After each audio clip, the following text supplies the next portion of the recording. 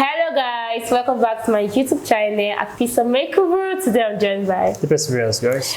We'll be checking out the story of Hussain, Battle of Karbala, full documentary. Wow, I'll be getting a lot of recommendation for this video. Like a lot of people have been sending me messages on Instagram, YouTube, like check this out continuously. So I'm very curious. I want to see the story, I want to understand it better. So guys, without further ado, let's get started. Hussain is a man whose story has transcended generations and borders for over 1300 years. Hussain's selfless pursuit for moral justice in the face of brutal oppression has inspired hope for millions. The Battle of Karbala, where Hussain and his 72 loyal companions bravely stood against an army of thousands, forever changed the course of history.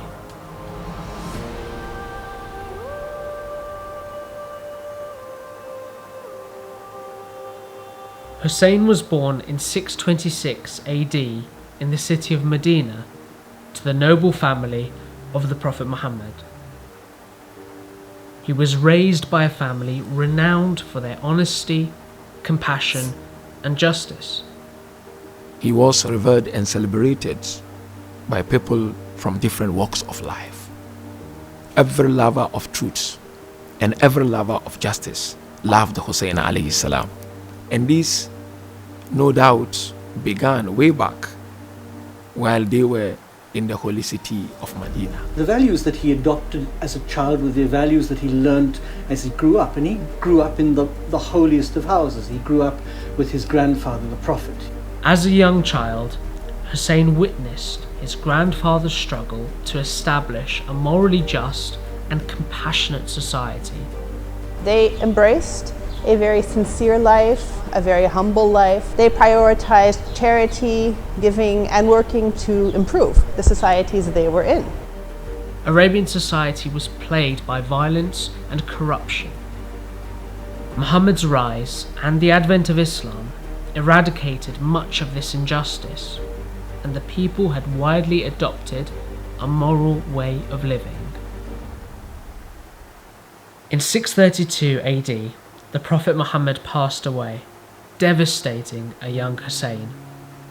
What followed after would impact Hussain in ways he could not yet comprehend. Shortly after the Prophet's death, the leadership of the newly formed nation fell into dispute. Divisions amongst the people emerged, and a violent power struggle fractured the nation for over 30 years, which led to a lengthy civil war between Hussein's father, Ali ibn Abi Talib, and Muawiyah.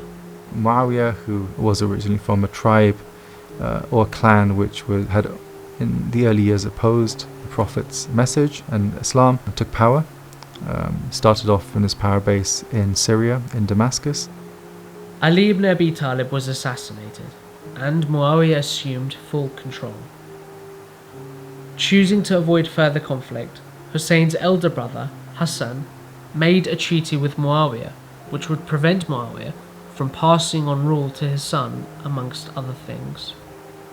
These clauses of the truce were basically violated, and the ultimate expression of that violation was the actual assassination of Hussain himself around 10 years after that. Having violated the treaty, Muawiyah allowed his son Yazid to take over the power. Yazid was widely regarded as a tyrannical and cruel narcissist who wanted to rule with an iron fist. Yazid sought the allegiance of Hussain to cement his claim to power and gain credibility. One of the needs, one can say, of an oppressive regime is the need for legitimacy. And the important sources of that legitimacy has to come from prominent members of the society who are respected for their high morals to support them. Having witnessed years of injustice and the steady moral decay of his society, Hussain knew he had to draw a line with Yazid to prevent the total collapse of the nation to the hands of a despotic tyrant. Hussain refused to pledge allegiance to Yazid. In one sense, he was very divisive, but usually when people fight for justice, they are divisive. usually it divides the community, those in favor of what is right and those who are not. And so in his very divisiveness, he was really making a stand that separated the good from the bad, the just from the unjust. Fundamentally, Hussain is not interested in the fight. He's not interested in taking to battle, but rather he's interested in making people aware of what's actually going on in the world, how things have changed since the demise of the Prophet. Not being able to get an endorsement from Hussain, Yazid threatened to assassinate Hussain. Wanting to avoid violence, Hussain left his home and travelled to the city of Mecca.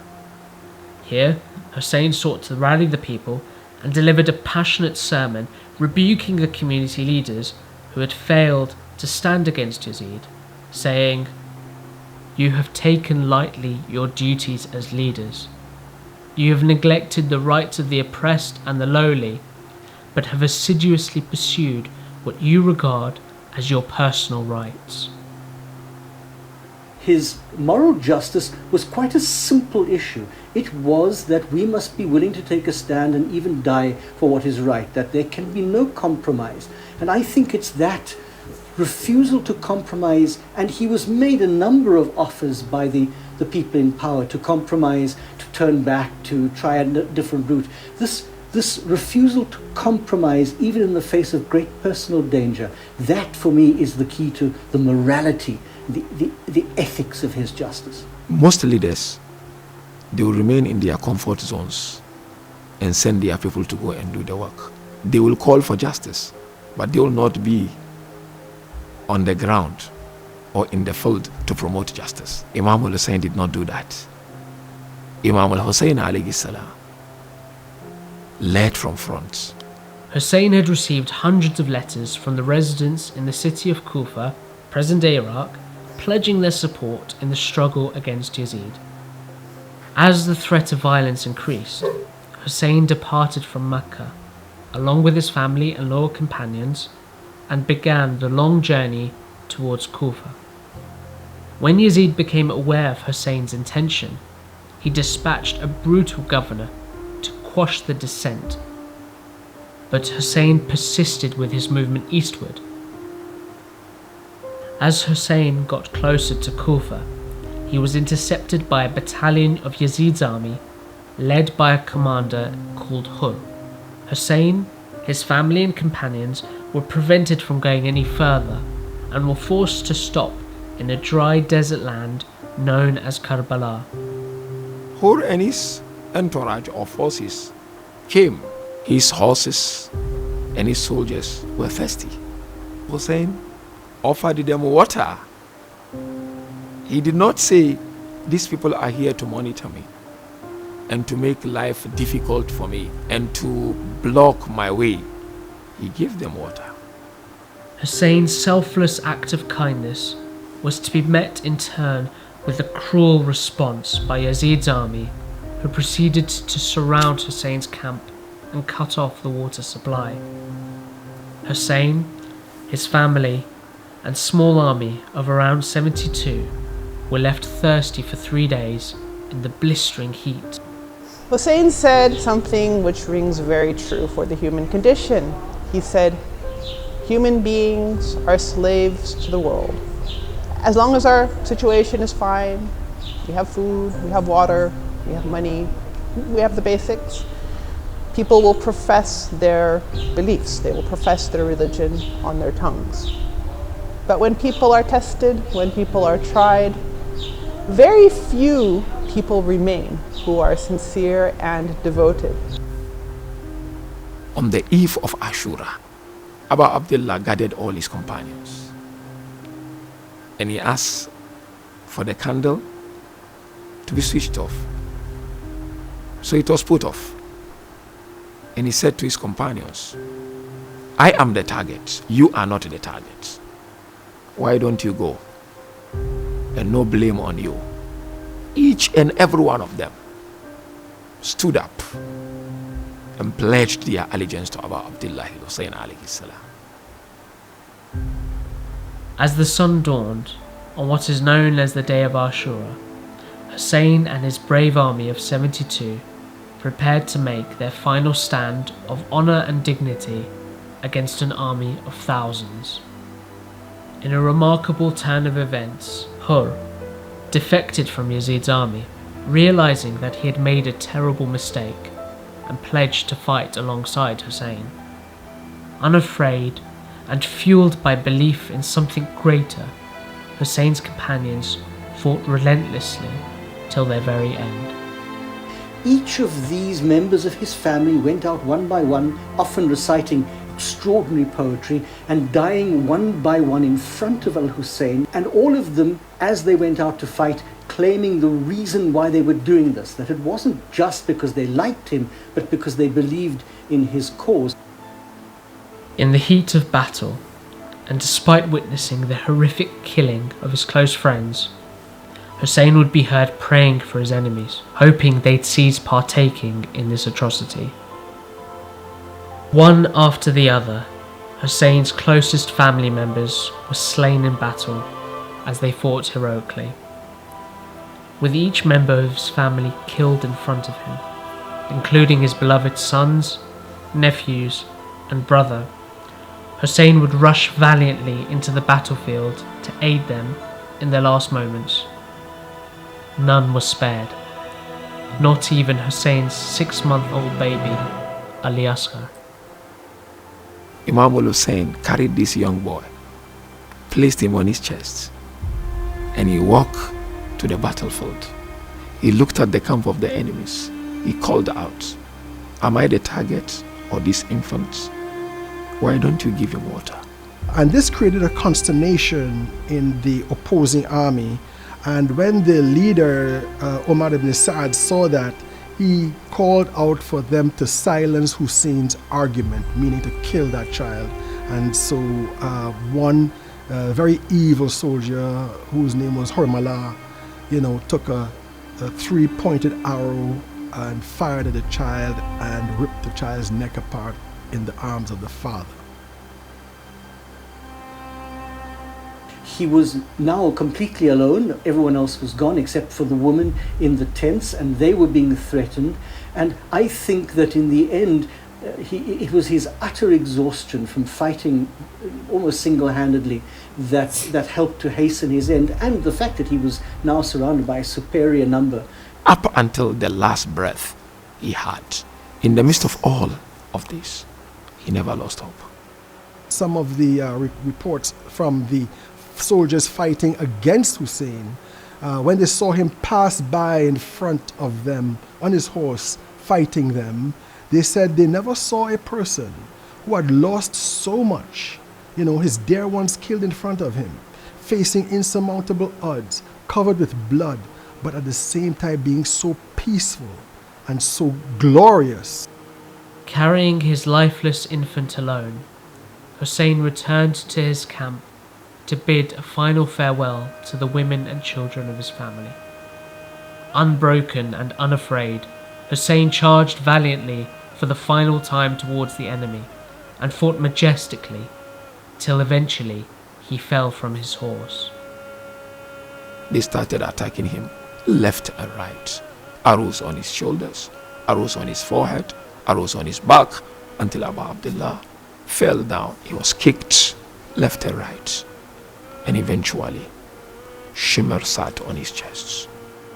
Covered in bloody wounds, thirsty from the dry desert heat, and with no one left to help him, Hussain was mercilessly beheaded.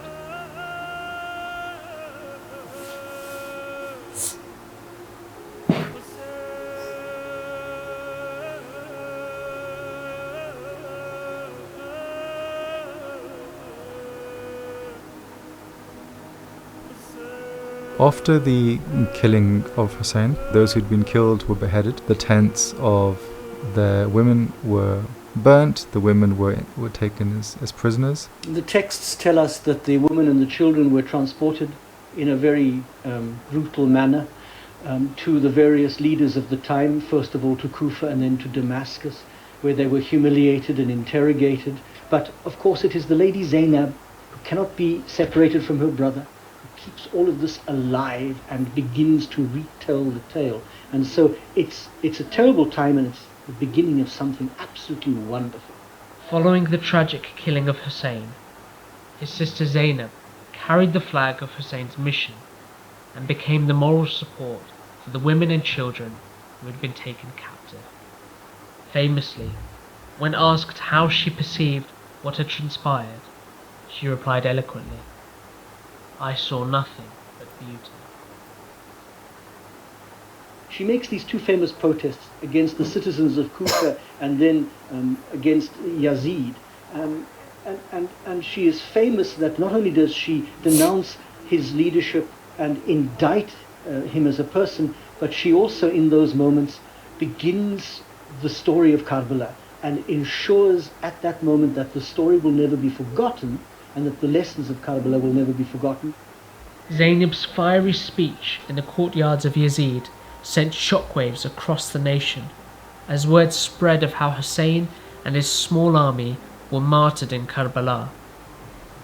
Realizing his grave miscalculation, Yazid freed Hussein's family. Zainab, alongside Hussein's last remaining son, Ali Zain al-Abidin, began to tell people of what happened in Karbala. This triggered a series of uprisings, which eventually led to Yazid's rule being dismantled. For a number of people, the commemoration of Hussein is also about this quest for justice and goodness in the world. And so the recounting of the story of what happened is then connected with accounts of oppression, of tragedy, and of brutality in the world that we have, and a hope and desire for something better. The story of Hussein has been remembered through generations every year as a source of empowerment in the fight for moral justice. How Hussein and his army of 72 were victorious against a tyrannical enemy through sacrificing their lives. 1300 years later, millions of people from all backgrounds flocked to pay tribute to Hussein at his shrine in Iraq. Every time we stand up to fight and we are prepared to sacrifice everything for truth, we are like Hussein. The reason why people can aspire to be like Hussein is because he transcends religious borders and political borders. Justice is a human thing. All human beings, even non-religious human beings, are bound by justice. The revolution continues. We have to create now a Husseini society, which is a society of justice and a society of brave people, who are not afraid of fighting for truth.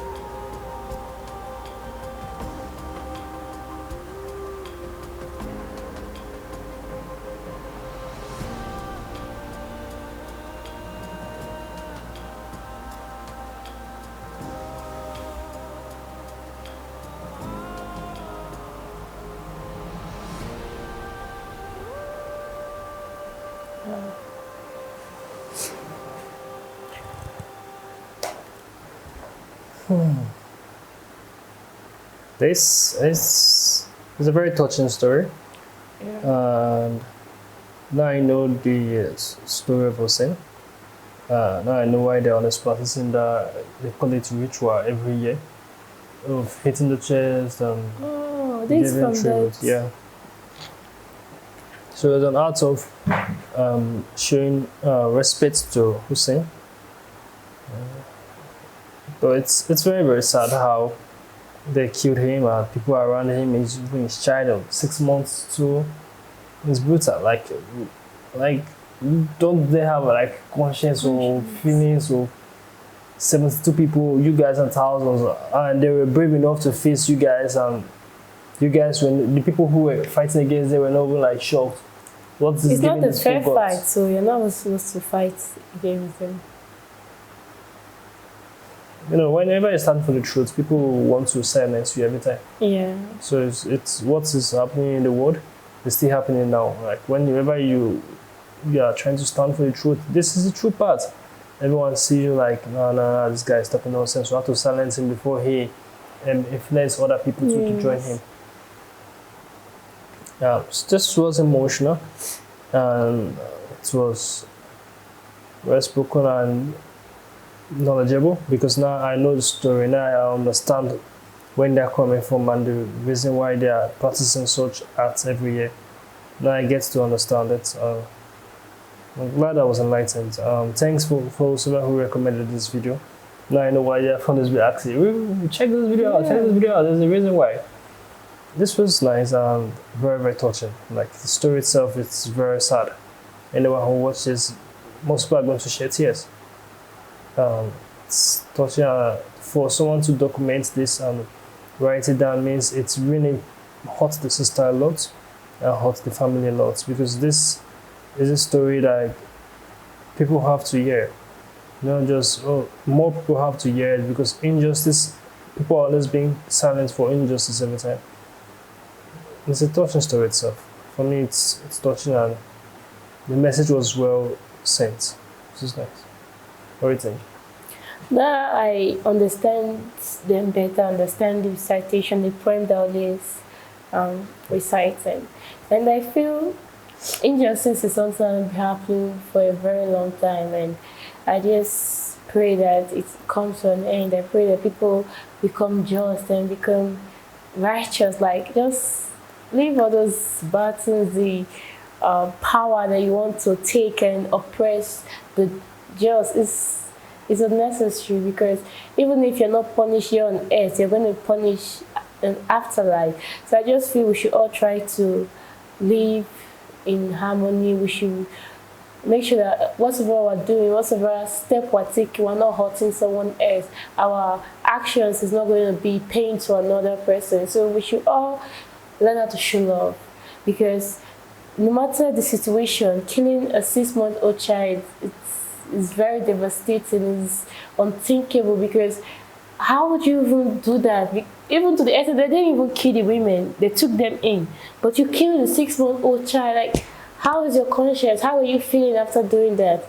And honestly speaking, them fighting against the 72 people, it was so unnecessary, because it's not a fair fight. So that kind of fight, instead of you fighting against it, just take them hostage and killing people like that. Even you see, they still have that resilience, they still have the bravery and the hope that they're going to get the justice they wanted, despite the fact that we're few in numbers.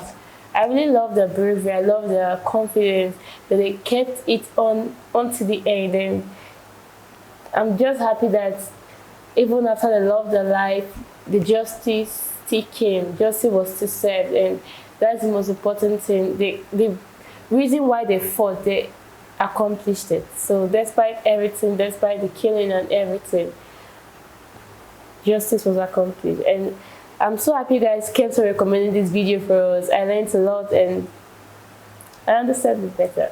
So guys, please let us know what you think about our reaction. Please don't forget to like, subscribe and share our videos. We'll see you on the next one.